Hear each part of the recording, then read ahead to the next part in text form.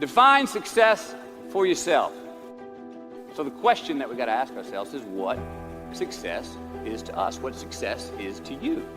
I have another opportunity, another day to live, another chance to contribute, another chance to make a difference in life.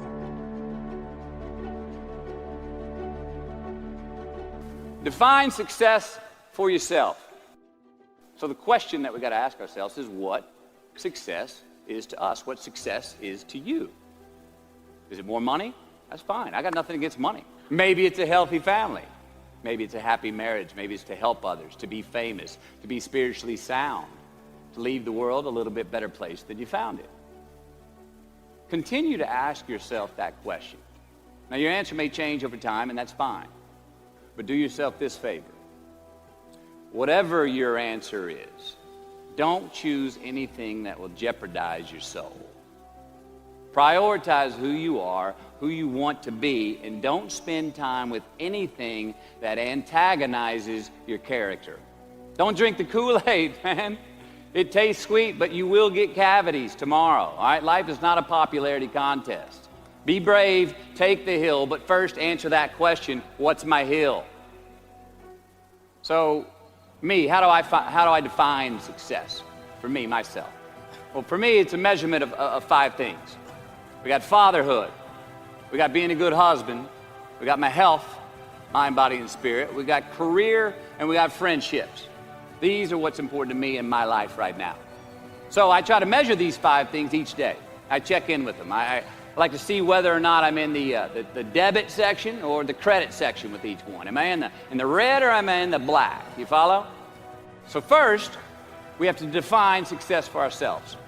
And then we have to put in the work to maintain it. Take that daily tally. Tend our garden. Keep the things that are important to us in good shape. Don't leave crumbs. And the beauty of delayed gratification. So what are crumbs? Well, the crumbs I'm talking about are the choices that we make that make us have to look over our shoulder in the future. You didn't pay that guy back the money that you owed him, and tonight you just saw him 3 rows behind you. Shit. You slept around on your spouse, and you just found out that tomorrow she and the lady you're having an affair with are going to be at the same PTA meeting. Shit again. You drank too much last night. You're too hungover to drive your son to his 8 a.m. Saturday morning baseball practice. These are the crumbs. They come in the form of regret, guilt, and remorse. You leave crumbs today, they will cause you more stress tomorrow. And they disallow you from creating a customized future in which you do not have to look over your shoulder. So let's flip the script. Instead of creating outcomes that take from us, let's create more outcomes that pay us back, fill us up, keep your fire lit, turn you on for the most amount of time in your future. These are the choices I'm talking about. And this is the beauty of delayed gratification. All right, tee yourself up. Do yourself a favor. Make the choices, the purchases today that pay you back tomorrow. Residuals. In my business, we call it mailbox money. If I do my job well today, and that movie keeps rerunning on TV, 5 years from now, I'm getting checks in the mailbox. It's a heck of a deal.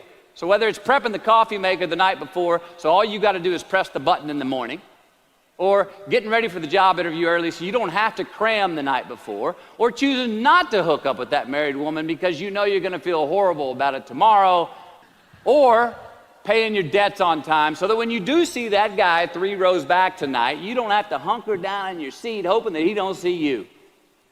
Get some ROI. You know what that is? Return on investment. Your investment. You. Customize your future. Don't leave crumbs. Turn the page. The late and great University of Texas football coach Darrell Royal. He was a friend of mine and a good friend to many people. Now, a lot of people looked up to this man. One of the people that looked up to him was a musician named Larry. Now, at this time in his life, Larry was in the prime of his country music career. He had #1 hits, and his life was rolling. And he had picked up a bad habit of snorting the white stuff somewhere along the line. And at one particular party, after a bathroom break, Larry went confidently up to his mentor, Darryl, and he started telling him a story. Coach Royal listened, as he always had. And when Larry finished his story and was about to walk away, Coach Royal put a gentle hand on his shoulder, and he very discreetly said, "Hey, Larry, you got something on your nose there, bud." Well, Larry immediately hurried to the bathroom mirror where he saw some of the white powder that he hadn't cleaned off his nose. He was ashamed. He was embarrassed, as much because he felt so disrespectful to Coach Royal, and as much because he'd obviously gotten too comfortable with the drug to even hide it as well as he should. Well, the next day, Larry went to Coach's house. He rang the doorbell. Coach answered, and he said, "Coach, I need to talk to you." Darryl said, "Sure, come on in." Larry confessed. He purged his sins to Coach. He told him how embarrassed he was and how he had lost his way in the midst of all this fame and fortune. And towards the end of an hour, Larry, who was in tears, he asked Coach, he said, "Coach, what do you think I should do?" And Coach, being a man of few words, just looked at him and calmly said, "Larry, I have never had any trouble turning the page in the book of my life." Larry got sober that day, and he's been sober for the last 40 years. We're going to make mistakes. You got to own them. Then you got to make amends. And then you got to move on. Guilt and regret kills many a man before their time. So turn the page, get off the ride. You are the author of the book of your life. Turn that page. Life is not easy. It is not. Don't try to make it that way. Life's not fair. It never was. It isn't now, and it won't ever be. Do not fall into the trap, the entitlement trap, of feeling like you're a victim. You are not. Get over it and get on with it. And yes, most things are more rewarding when you break a sweat to get them.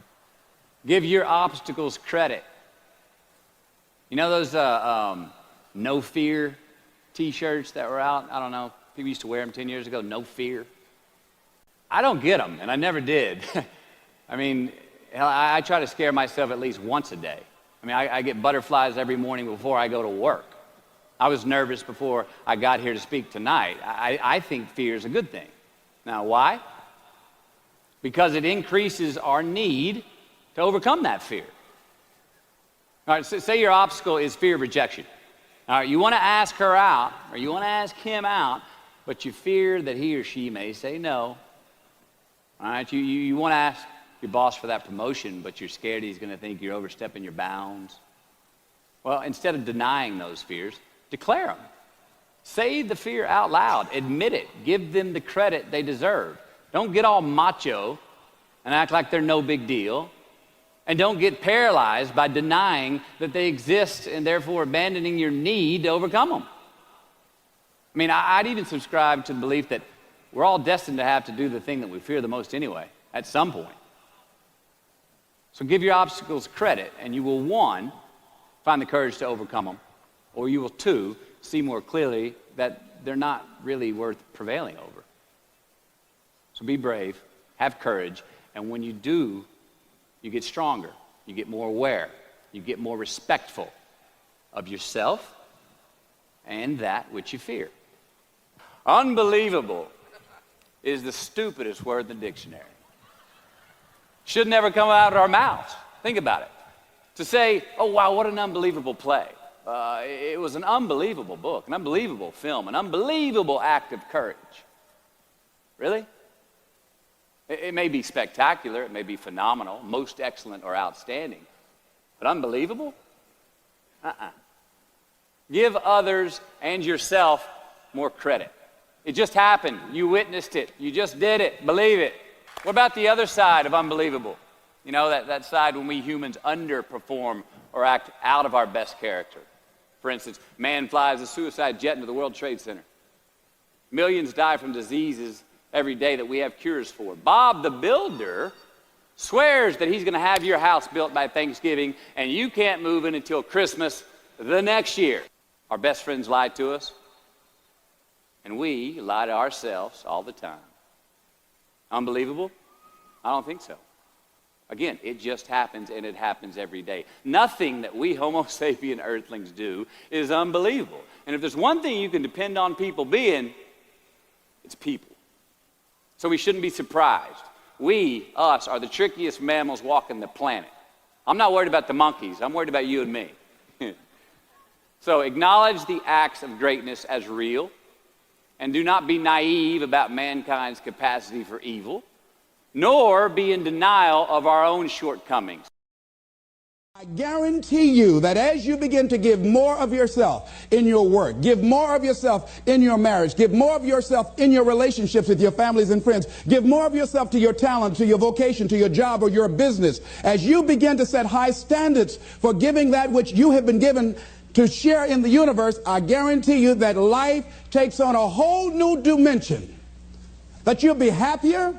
You have a greater sense of happiness and fulfillment in life. Now, that doesn't mean you're not going to have some challenges. That doesn't mean that you're not going to have some problems that you'll be dealing with on a day-to-day basis. No, that doesn't mean any of that. No, that will not exempt you from that. But what it does mean that now you will begin to take off on some new paths to some newer horizons. That you'll begin to see life totally different than most people. I think that's what Henry David Thoreau meant when he said most men live in quiet desperation.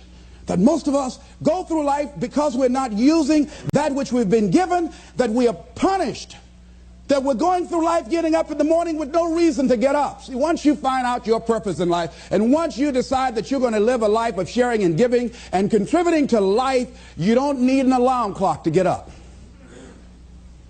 That you move differently. You have more life in you. But most people are walking around dead.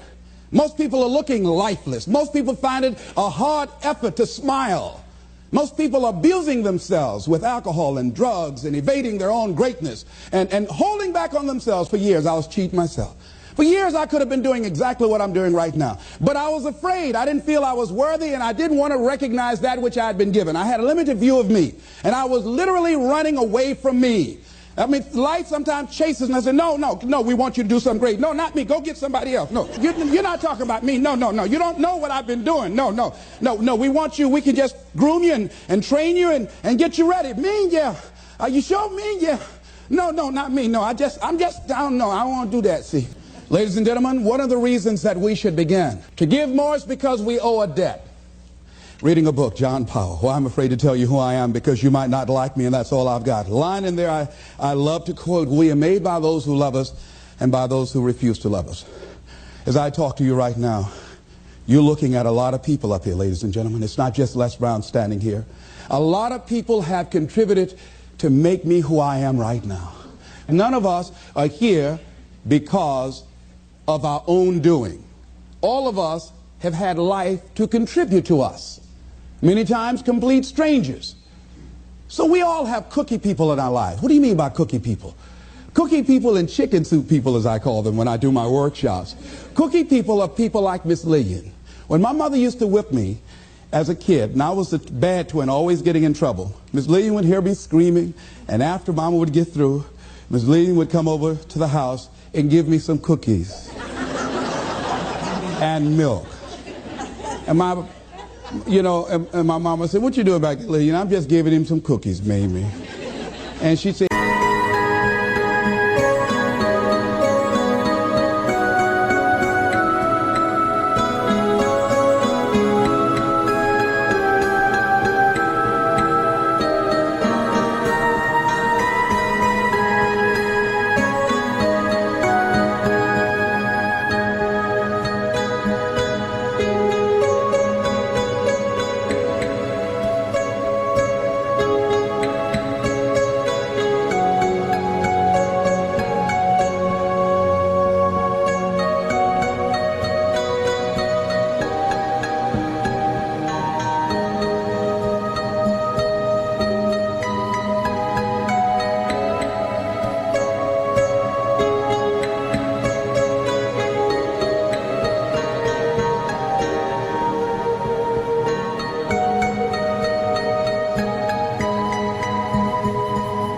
"Here you are, Leslie. Even though you're a bad little boy, I brought you some cookies."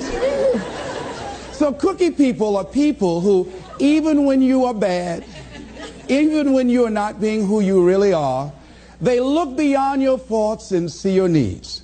Even if you're a moody person and curse them out and dog about sometimes, these cookie people love you unconditionally. How many of you have ever had cookie people in your life? All right. So we all have had cookie people that the universe has put in our lives to contribute to us. The other people are the chicken soup people. Chicken soup people are people that you can call at 2 o'clock in the morning and say, I got a flat tire, will you come help me? Or my battery is not running, would you come give me a jump? Or I need some help, would you come get me out of jail? If you don't have some chicken soup people in your life, you better get some. But these are people that you can always call on to help you out. So I'm encouraging you to give a letter of appreciation to some of the cookie people in your life. Some of them might have already made their transition. Write some letters to some people who were a leg up for you, some people who contributed to you being who you are. And just say, I was just thinking over the years, I know you know I love you and appreciate everything you've been to me, but I just wanted to drop you this letter. How do you think they'll feel if they get that? Just out of nowhere, just want to thank you for how you have enriched my life. You might not have thought much of it, but because of the help and assistance you gave me on that particular day, that was a turning point in my life. Why should we give? Well, giving creates a vacuum. And as we know, nature abhors a vacuum. See, when you give, you create a vacuum, you are now in a position to receive. See, if I have my arms closed holding on to everything I've got, nothing is available to come in. But if I'm open, if I created a vacuum there by giving and keeping the flow going, the stuff in the universe is going to come back to me, ladies and gentlemen. It's going to come back. Whatever you give, whenever I go into a room and give a speech to inspire people, to help them to develop their greatness, if you get 10% of what I get, because as Bach says, we teach that which we need most. I'm not wearing any crown. I need it as much as I'm sharing it. I'm still growing. I'm still unfolding. I'm still seeking to discover my greatness. And if you get 10% of what I get when I walk out of here, see, there will be a different man walking out of here than who came in here. And as I give, the more I give to you, the more I get.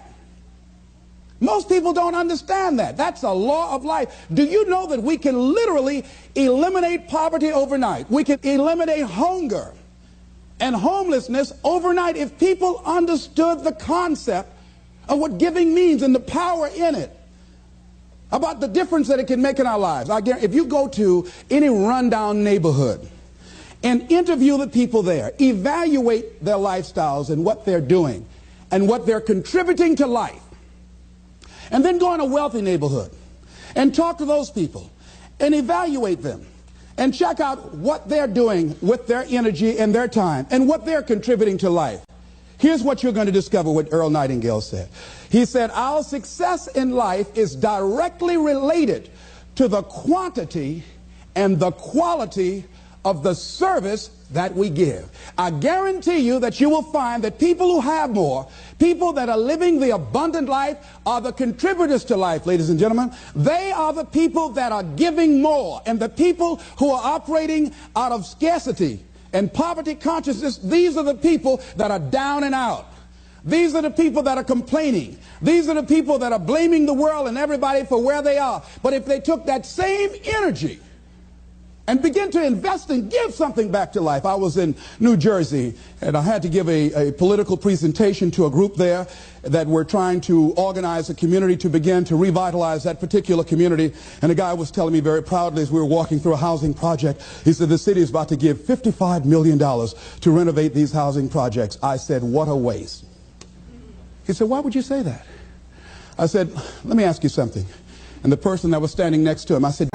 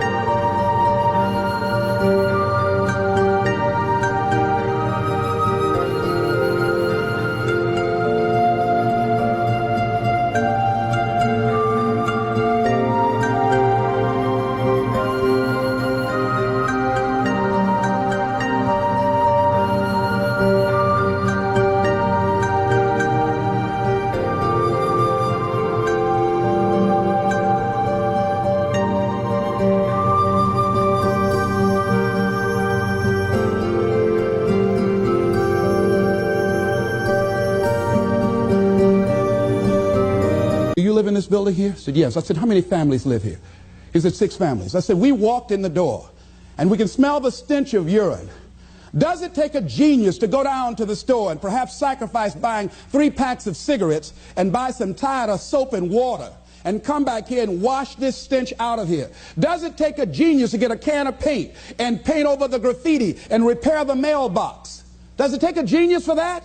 I say to you, you pour the money in these housing projects and you don't change the people that are living in the projects, before you are completed, they'll be right back to where they were before. If it is to stand, and I'm not saying that there aren't situations where people need some help and assistance, but people must be allowed to contribute. Here's something else you're going to discover in giving. Something that's very important. Give thanks. Giving thanks creates power. Give thanks for your house. Give thanks for your apartment, for your car, for your family, for your health, for your relationships, for what you have. When we focus on something, it expands. When you're giving thanks, when you're showing a spirit of gratitude for what I got, not that you're satisfied with it, but you're grateful for what you got. Whatever you focus on, that's what you're going to continue to multiply and expand in your life. But if you focus on what you don't have, if all you can do is point out the negative things in your life, whatever you focus on, you're going to expand that. Some people, all they can do is complain. That's all they can do. They can't find anything to say good about life or about anybody else. Every time they open their mouths, that's what their minds are consumed with, and that's all they're producing in their lives. And these are people that you don't want to be around. Develop a spirit of gratitude. I'm thankful for life. I'm thankful to be an American. I'm thankful to be on this part of the planet. I'm thankful to see another day. No, things aren't what I want them to be. No, I don't have all the things I want to have. But I'm thankful that I'm still here. I have another opportunity, another day to live, another chance to contribute, another chance to make a difference in life. So begin to give thanks for what you have. Whatever you focus on, remember now, you want to become aligned with the universe. If you have scarcity in your life, it's because you have a consciousness of scarcity. As you begin to become thankful for what you have, for the abundance that you now know is coming your way, that you're attracting to you, for the good relationship that is coming your way right now, it will begin to create incredible opportunities for you to begin to improve your life and the quality of life of people around you. Giving is also, ladies and gentlemen, forgiving. Give forgiveness. Many of us do not realize that we cannot grow, that we are blocking ourselves, we are blocking our good in the universe. We're literally standing in the way of the flow of what life has to us because we haven't learned how to forgive. We haven't learned how to let things go so we can get on with our lives. When we forgive, ladies and gentlemen, it's not for the other person. Oh, no. It's for you. It's not for them, not because they deserved it or they earned it. You're forgiving other people. First of all, you've got to forgive yourself. But when you forgive other people, it is mentally and spiritually healthy to forgive. To let that luggage go, as Paul said, forgetting those things which are behind, reaching forth unto those things which are before. Oh, we hear it, but it's hard to do. It's hard. What you have is enough. Whatever you have to give. And the more you give, the more you realize you have to give. And we all have to. There are people who made the supreme sacrifice for us to enjoy freedoms that we take for granted. Oh, none of us can feel that we have nothing to give back.